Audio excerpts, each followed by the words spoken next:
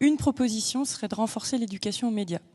Vous allez me dire, c'est déjà fait. Non, ça ne l'est pas assez. Souvent, on met l'action sur l'éducation aux médias auprès des plus jeunes. Or, on a tous besoin de savoir davantage comment un média se fait.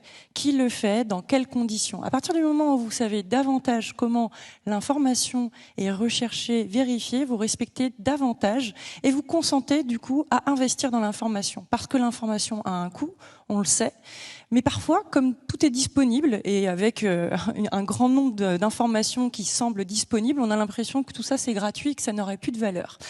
Donc au-delà même de questionner le statut des journalistes, c'est plutôt la méthode journalistique. Et plus vous avez l'occasion en tant que citoyen de participer à cette réflexion et de pouvoir participer à des sessions où vous-même vous vous emparez des médias, eh bien vous respectez encore plus davantage ceux qui le font et ceux qui vous guident.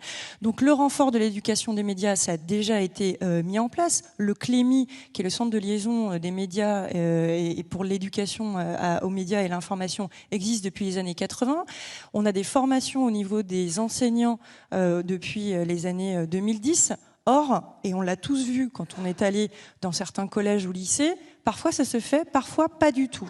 Et moi, je dois souligner qu'il y a un véritable investissement de la part des journalistes dans ces moments-là. Mais comment cet investissement est valorisé? Sur quel temps ils le font? Parfois, ils le font sur un temps bénévole. Parfois, les médias leur laissent le temps de pouvoir le faire.